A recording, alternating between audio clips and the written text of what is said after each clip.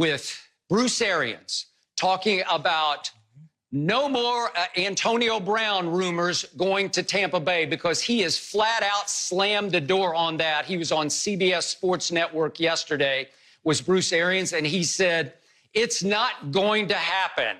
There's no room and probably not enough money, but it's not going to happen. It's not a fit here. Then he went on to say, when asked about the fit in the locker room, yeah, I just know him, and it's not a fit in our locker room. So I remind everyone, Bruce Arians was the offensive coordinator in Pittsburgh for Antonio's first 2 years as a Steeler. And I'm going to remind everyone that Antonio did play one game this past football season with Tom Brady, and they just lit it up together, and all of a sudden they were BFFs for life. They pledged allegiance to each other publicly via Twitter and IG, and both said basically, wherever you go, I'm going to go. Even lately, Antonio has been campaigning publicly to join Tom Brady in Tampa, and now Bruce Arians has, boom, slammed that door. So I ask you first up, Mr. Sharpe, will Tom Brady have a problem with what Arians said yesterday about AB? Absolutely not. Skip, this should go to show you. Let this sink in for just a second. As accomplished as Tom Brady is, as impeccable as his resume is, as unimpugned as his reputation is, he can't vouch for Antonio Brown because he's poisoned the water so much. Skip, my grandmother had a saying, Skip, and it says, she say, son, be careful of the toes you step on today. They might be on the foot, connected to the leg that leads to the butt you have to kiss tomorrow. Be careful how you treat people today, because you never know who you're going to need tomorrow. You see what happened, Skip Bayless? Now, me, I played 14 years, had a lot of different head coaches, a lot of different offensive coordinators. Well, 4 head coaches, 3 offensive coordinators. Skip, I guarantee you, if they had moved somewhere else, I can go get a job. I've been in this business, Skip, for probably 15, 16 years. My former boss runs MLB Network, Tony Batiti. But if he went to another network and was doing something that, you know what? Hey, Shannon would be great for this. Guarantee you I can reach out to him and I get a job. All my former producers, when I worked at CBS, guarantee you I can go get a job. You see, Skip, there's a reason Antonio Brown does not have a job. He thought he was being cool. I'm going to do things my way. I'm my own boss. Bruh, you never going to be your own boss. You're going to have to answer to someone if you play a professional sport. Now, you own your own team, that's a different ball game. But you and I both know, Skip, that's not going to happen. Now he can't get a job. 2 types of teams will sign Antonio Brown. Team that is desperate and a team that's a D-fool. Anybody that has any aspirations of going to and winning a Super Bowl ain't putting that guy in his locker room. He's poisoned. He's poisoned the water. He's poisoned the soil. So anything he could skip is called fruit of the poisonous tree. Anything that's around it is poison. Bruce Arians made it abundantly clear. He made it crystal clear. No way, no how. Even as Tom Brady has been on IG, liking his post, hang in there, brother, stay ready. Tom Brady and his resume and his character can't vouch for Antonio Brown. Let that sink in, people. Before I respond to what you just said, allow me to say, you have got to write a book about everything your grandmother and your grandfather said, because your grandmother sounds like a cross between Mother Teresa and Indira Gandhi. I've never heard such wisdom spouted from one woman's mouth. I have learned so much from your grandmother, and you were so blessed to have both your grandmother and your grandfather raising you, and they did a pretty good job because you're a pretty great guy. So I congratulate them. Thank you. And now I go to Tom Brady. Yeah, thank you very much for that. I believe he will have a problem with Bruce Arians just unilaterally slamming that door yesterday. I didn't quite see that coming because Tom has been very open publicly about how much he loves Antonio, both as a player and, believe it or not, as a football player, like as a presence in the locker room. Tom loved his time, as short as it was, with Antonio. And I really thought that one reason Tom went to Tampa was to have a little more input into personnel decisions, just a little bit. I'm not talking about total control. I'm not talking about Bill O'Brien in Houston, where you're the head coach and you're the general manager and you make, the buck stops on your desk. I'm just talking about an open line of communication. And, Shannon, it's possible that behind closed doors, Tom's really saying, gee, he might be pretty tough for us to handle here. But I still thought that Antonio with Tom would have been a great fit in the Tampa offense, which obviously is already very good and very loaded. But I thought that Antonio would fit as the slot receiver, and I was singing the praises yesterday of the rookie from last year, little Scotty Miller, who's a 6th-round pick out of Bowling Green. He's only like 175 pounds, but he's got track speed. And I thought, well, maybe Tom will sort of fall in love with him as his new sort of Edelman, quasi-Amendola. But if you had Antonio Brown in the slot with those two Pro Bowlers outside, obviously Mike Evans and Chris Godwin, and those two tight ends, which you could use together or separately, and you put Antonio in one slot, one side or the other, it's just uncoverable.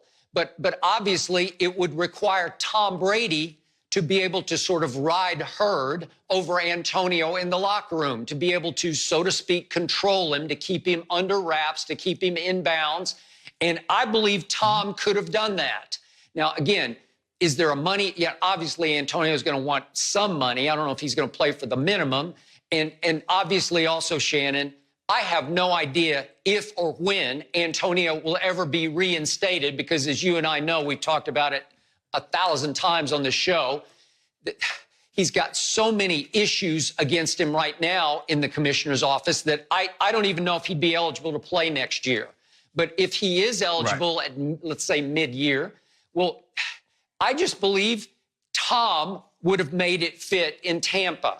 So I'm a little surprised that Bruce was so adamant. I thought maybe he would just sort of gloss it over and say, we'll deal with that down the road. But he just said absolutely no. But you still think that Tom's going to have no problem with that, which surprises me, because I believe he will quietly have a problem. Skip, you've heard B.A. speak since he's been a head coach. He's very matter of fact. He doesn't sugarcoat it. He doesn't kick the can down the road. He picks the can up, he addresses it, and either he'll drink from the can or he throws it away. It's as simple as that. So he said, basically, Skip, let this, and he's looking at it like this. Antonio Brown had Ben Roethlisberger. Now, I'm not saying Ben is the greatest leader. Both of these guys could have done something different, but he wanted out of that. He goes to Oakland, gets a reprieve. He messes that up. And then he goes to Tom Brady in New England. And all he has to do, Skip, is like, he says, I didn't do what they say I've done. What they're accusing me of, I didn't do. But I'm gonna let it play out in the court system. I'm gonna play football, I'm gonna go to practice, I'm gonna work my tail off, and I'm gonna let the court system handle it. He couldn't do that. So now Bruce Arians is like, hold on, we got an opportunity to win the championship. I'm not bringing that in this locker room. I can't afford to. There's Skip, the risk is far greater than the reward. And so Bruce Arians says, I want no part of that. But let this be a lesson to all of those that's out there watching. Skip, you have to be careful how you treat people, because you never know who's going to be in a position one day to actually help you. Be it no matter what, it might give you a job, it might be you might be broke downside the road, and someone offer you a ride that you were nice to 10, 15 years ago. So just be careful how you treat people. Okay, I got you. And I do agree with you about B.A., Bruce Arians, in that he is the complete flip side of Bill Belichick. Bruce just blurts whatever's on his mind, whatever's in his heart, he just blurts it out. I've had him on shows back in my ESPN days, once at the ESPYs, and I love the guy because you just push the buttons and he just goes and goes and goes, and it's unfiltered, and it's refreshing because you know he's really speaking heart and mind publicly on everything you ask him. It's rare to find a head coach who's put together like that, and I think Tom is looking forward to it because he keeps talking about how much fun he's going to have playing for BA.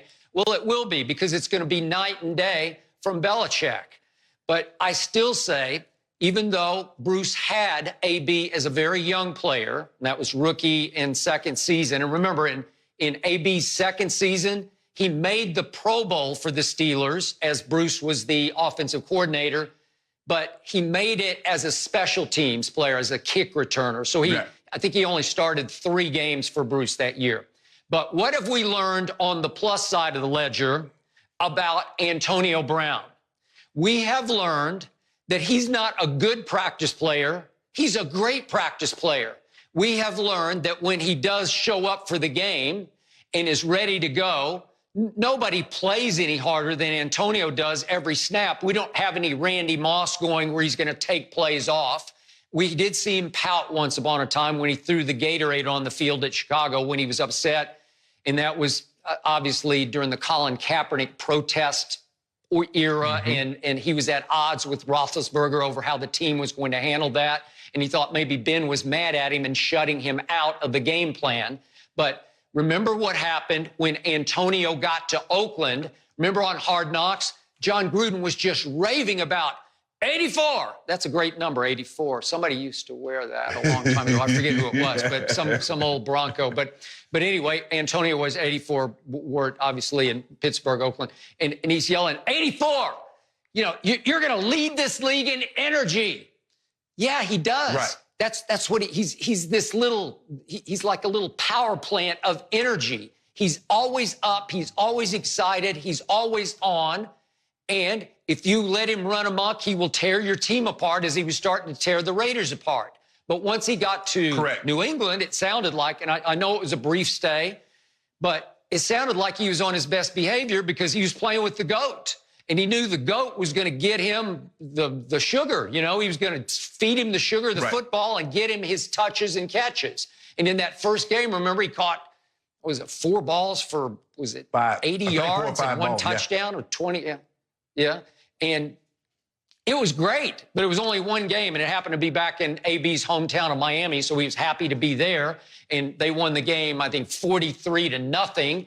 And it was game 2, and all was right in the world. And then you know what happened. The bomb dropped the next week, and there were more accusations of the sexual assault allegations. And then he got on the text chain threatening one of his accusers, and it blew all apart. Then he took a parting shot at Robert Kraft, and that burned that bridge completely to the ground.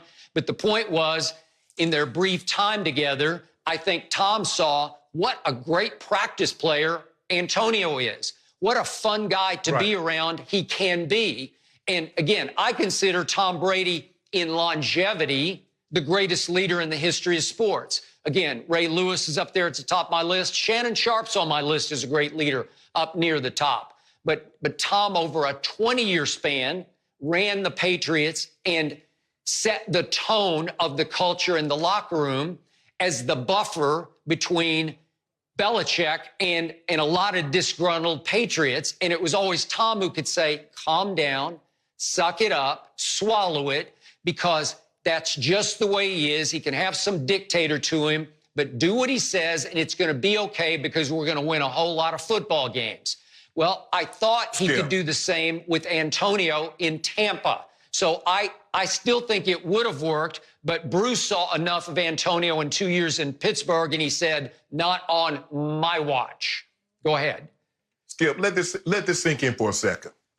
He took a shot at Robert Kraft. Robert Kraft is worth probably somewhere between $4.5 and $5.5 billion. Forget football. This man can make a call in a lot of businesses outside of football. It can help you get employed or help someone you know get employed. And you take a shot at him? Huh? The only thing that's, and I'll take no problem. If you look at, and everybody says, man, he's a tremendous practice player. He gives you everything he has. But guess what he can't overcome? His behavior when he's not getting the football. Skip, you said it would be so hard for Cam Newton, who's been this almost mythical figure, to all of a sudden go to be a backup. Can you imagine Antonio Brown with the 6 consecutive seasons of 100 catches, all-pro, Pro Bowl? All of a sudden, he's only getting 25, 30 plays a game. How is he going to handle that? Bruce Arians says, I already know how he's going to handle it because I saw this coming. I saw when we drafted a kid in the later rounds, all of a sudden start to become something. I saw his behavior change. No, sir. No way. I want no parts of that on my team, in my locker room. Skip, they got $20 million. It ain't gonna cost too much. They got $20 million in cap space still after giving Tom Brady $25 million guaranteed. So they got plenty of money. That was his nice way of saying, we don't want that in our locker room. Okay, but I remind you, Antonio has been humbled, and I'm not sure I can put humbled and Antonio in the same sentence, but I'm going to try it right now, because he got shut out of the NFL this year.